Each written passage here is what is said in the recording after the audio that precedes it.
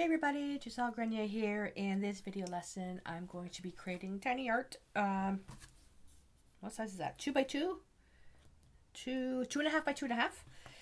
And it's going to be a mixed media piece. 3D, ocean inspired. I look at this, I'm just so confused.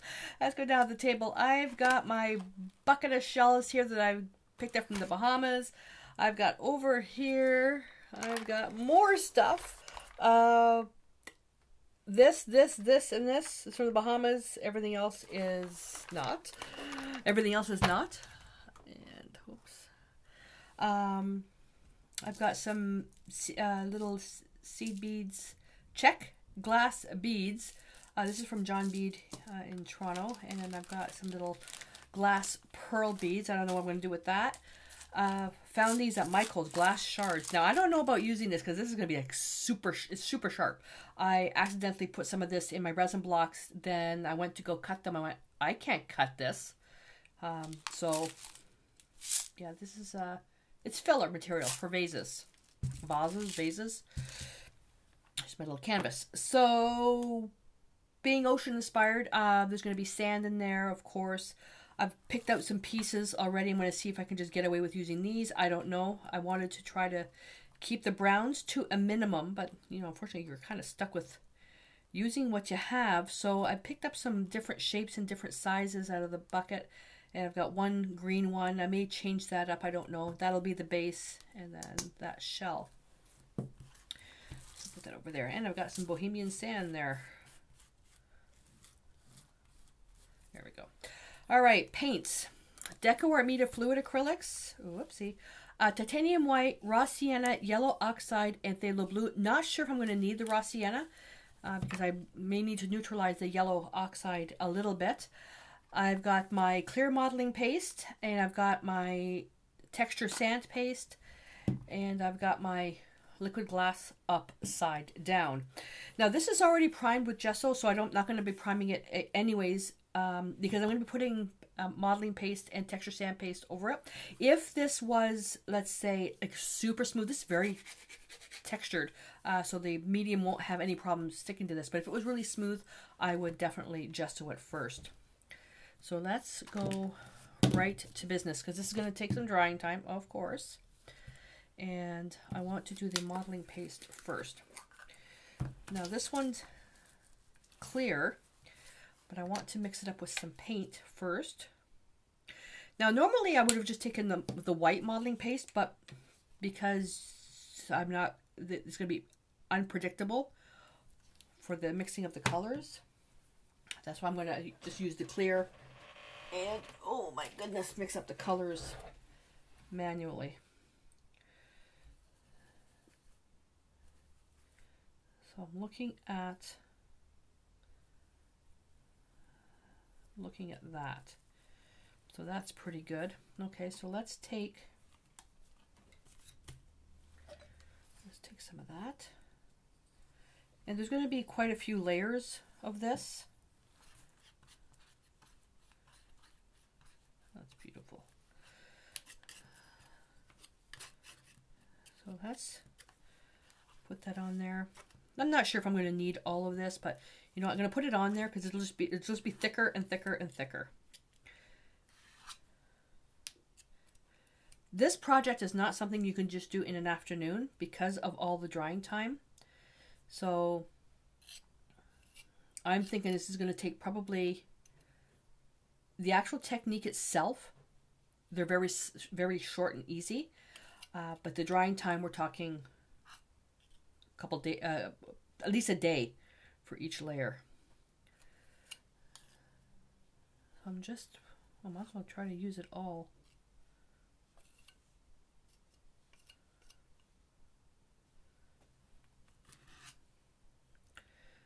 Nice and textured.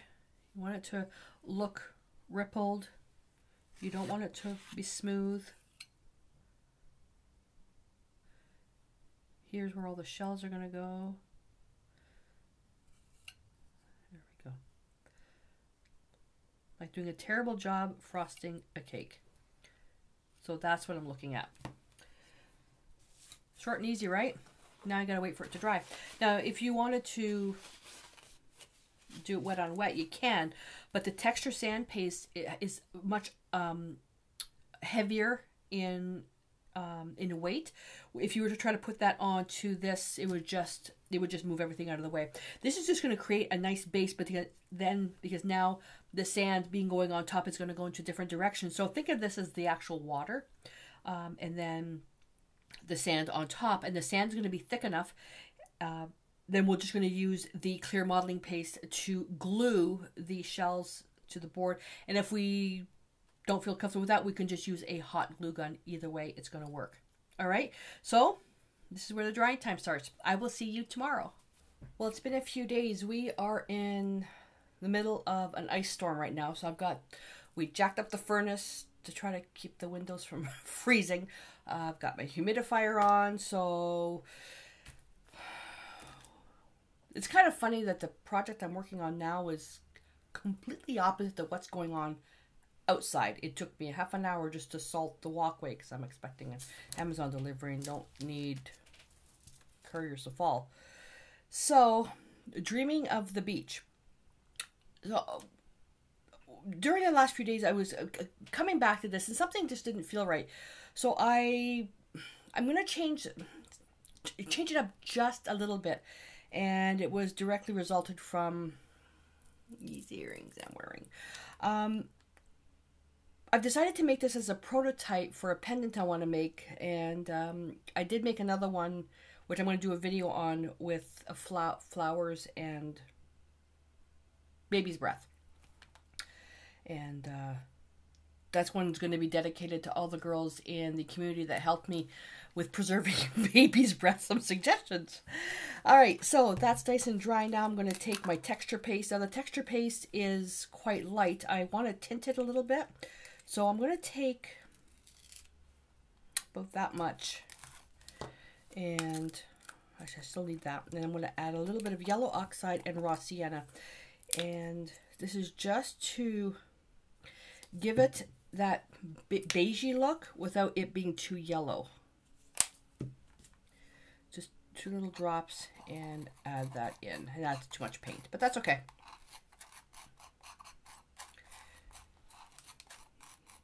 So, what do? Add white.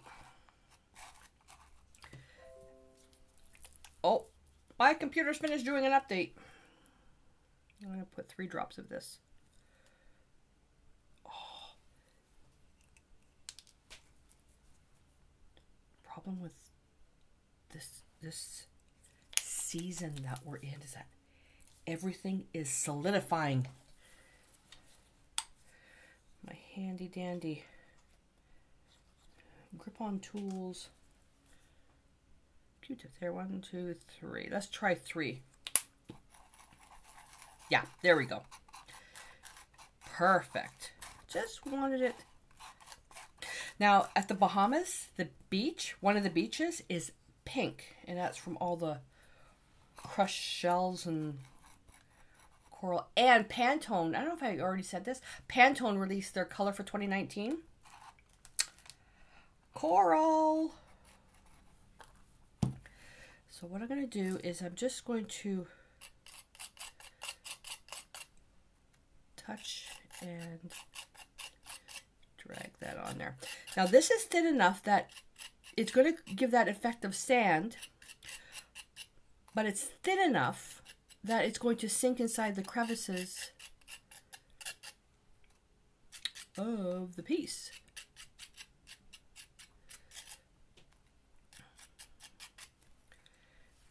And let's just put a little bit here. I'm not going to cover everything under here because the shells are going to go here.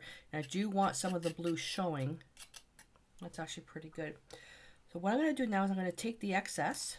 I'm going to use this as glue. Where's that cotton swab? I'm going to use this as glue for the initial shell.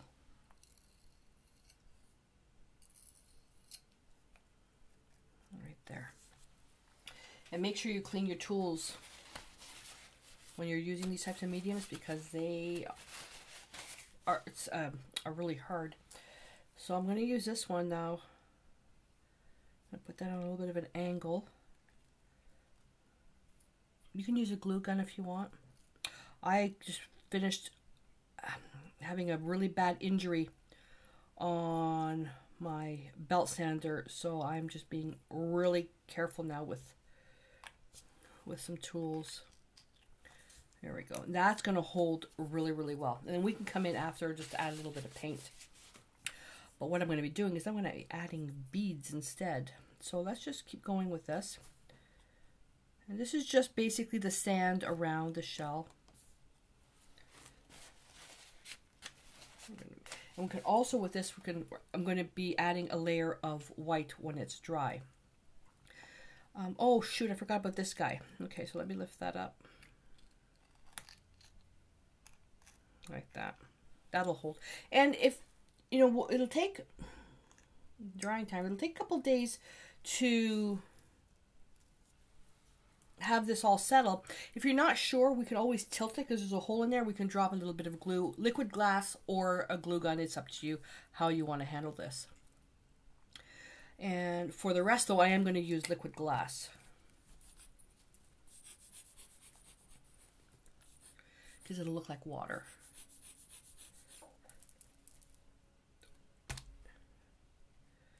So this is a little piece of coral. Beach rock or coral, I'm not sure. Let me just put a little bit of that in there.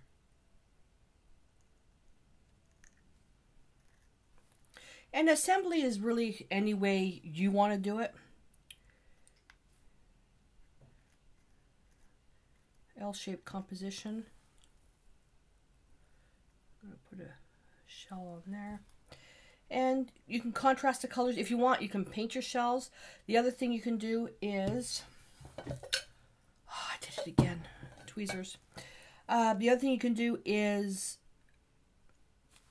use pebbles. You don't have to have shells. Use pebbles. Okay. There. Need to get Joe to make me a little thing here to hold this upside down.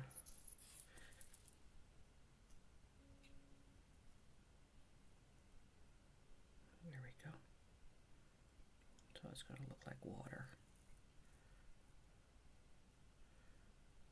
So this is although this is a really easy project, it does take time. Oh, now I want to put some shells on top of this shell. I want to make sure that there's water underneath. And although even if you put it down there and it's going to show like that, when it's dry, we can fill it in with some more. So I've got this nice red shell right in there. And really with this, there's really no rule you have to follow. I'm doing it as an L shape, so this way. But if you want to do it as a center, put your stuff in there, kind of fan it out from there, it's up to you how you want to do it. Come on. Let's get that on there. I've got this beautiful green one. Actually, I want to put the green one on top of the rock for contrast.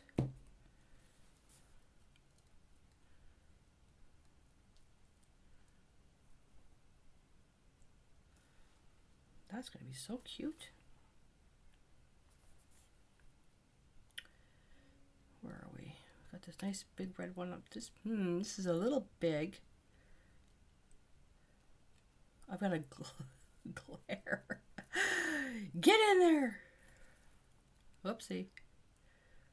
I've got a heck of a glare. And I'm going to turn the shell so they're not both facing the same way. This is tedious. Tedious. Whoops, same pattern. So that's not a good idea. Let's put you over here. Right in there. And let's put you right there. Let's put you nowhere. You really don't belong anywhere. Darn. Sorry, guy. Yeah, you don't really belong anywhere. 1, 2, 3, 1, 2, 3, 1, 2, 3. Everything's in kind of groups of 3, 1, 2, 3, 4, 5. Yeah, so you're going to be an oddball out. Bye. All right, let's take some beads. So these are different shapes here. And I'm going to take them with the hole on the side so it's not showing. Where's the hole on this one?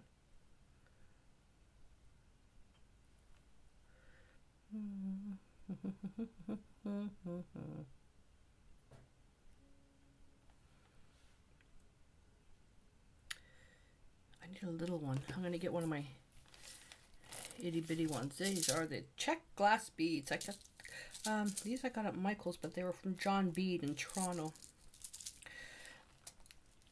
I can't get the cover off. Chaos loves these. Absolutely loves these.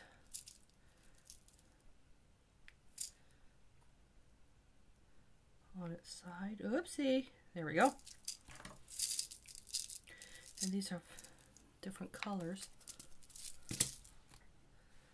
Oh, look, this one here. This one's really pretty. Let's put you here. That's going to need some liquid glass.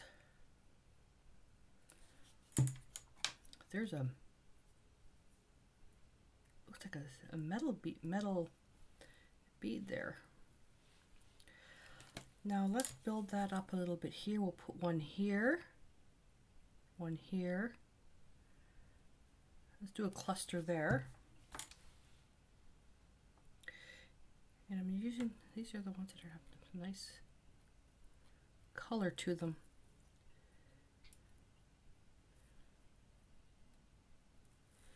What else do we have for color here? There's a glassy green one. Putting it into a different, oh, come on. There we go. Holy smokes, this is tedious. All right, I like that. Now, I don't know for you on camera, but this looks super yellow on camera. It's not that yellow, it's just a tan color. That's kind of weird. That is kind of weird. Oh man, is it ever making a mess out there? Now I'm going to put this on wet. How much do I have in there? I'm going to put this on wet. Get some water. And the reason why I want it wet is that it'll just kind of spread out and flow.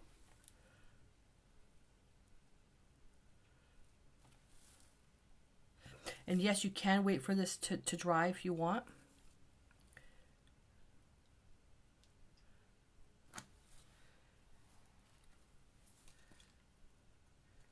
Could have did this before putting the beads on, but I want to be able to manipulate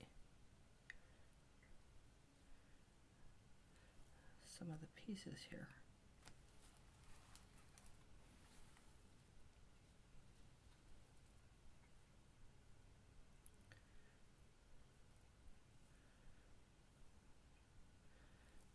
You could also paint the shells if you wanted to.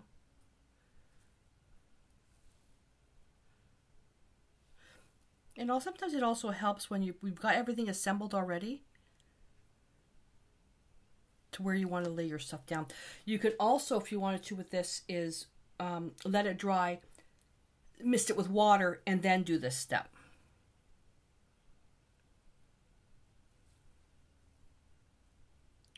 So you can skip past this if you want to get to the good stuff. Well, it's all good stuff. It's just, I'm just going to be just filling it in. I think I got a little bit of yellow paint on top of my seashell there. Let me paint this white. Should paint it coral. should paint it coral. That nice Pantone coral.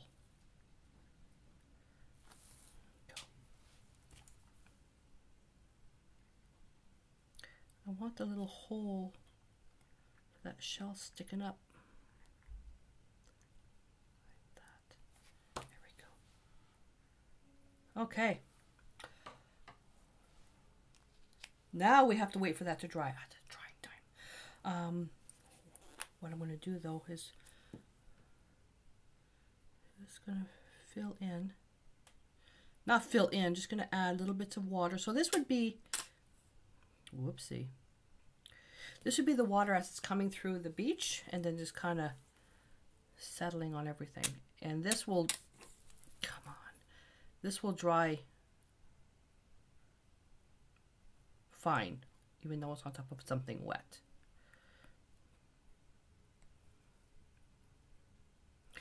And then when we come in at the very end, when I fill in with the varnish, I could pour the varnish inside if I wanted to use, let's say,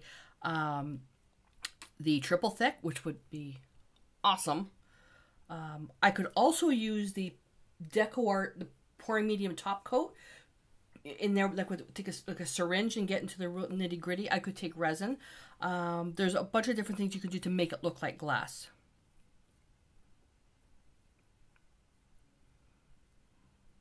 The nice thing about the liquid glass is that it's going to hold the shape.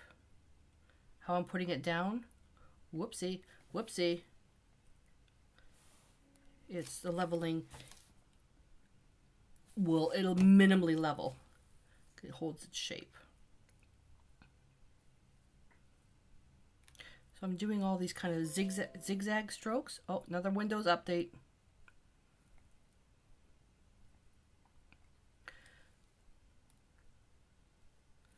That's what happens when you don't turn your computer on for 2 weeks. Well, the one up here anyways.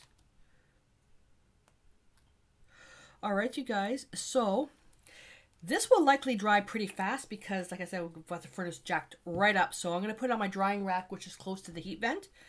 And when we come back, we'll see what this looks like. So we're back. Oh my God, this turned out so much better than I expected that no further work is required. So down the table, I got a really good close-up here. So just to show you, look how beautiful that liquid glass turned out, showing everything through. And it just looks like water. I'm going to tilt this a little bit. There we go. So you can see where where there's nothing there. And it's where that liquidy white paint that I put on there. And it looks like little, the foam from the water. Everything glued down really, really well. Won't require any additional gluing or reinforcing. Turned out super nice. So with this piece here, the prototyping for this is for a piece of three-dimensional artwork I'm creating, which is going to, the only thing I didn't add into this was ink to ink everything up to make it look like it was truly underwater. So this actually turned out really, really well. The only thing is when I prototype stuff like this, because some of these shells, well actually, everything in here except for the pearls, it's all from the Bahamas. So I'm gonna have to search now in my stash to find something similar to this. And the blue shell, that's not from the Bahamas, but everything else is. So I'll have to do some searching for those pieces. Anyway, so that's it. So I hope that you enjoyed this, learned something. Let me know what you think. My question to you is: have you ever used seashells in your pieces before? What have you done? What I'd love for you to do though is to go in the description below, click on the community link, and share some pictures over in the community, because you can't post pictures on YouTube. Post pictures over in the community and share there, unless that's where you're watching this video from, because this is all over there. Then give me a thumbs up if you enjoyed the video, thumbs down if you didn't, but let me know why. That way I can make the videos better for you in the future. And don't forget to subscribe to my channel if you haven't already. That way you won't miss out on anything. So that's it. So this prototyping piece is finished. Like I said, it came out much better than I expected. As a formal piece of artwork, you can then just put in a little bit of varnish if you want. Although, unless it's going in a real heavy traffic area, it's not really required. Alrighty, so thank you very much for being with me on this journey. I know it took a long time to get this finished. But it worked out well in the end. It was totally worth it. All right, so I'm going to clean up and get ready for another project. So until I see you then, stay inspired.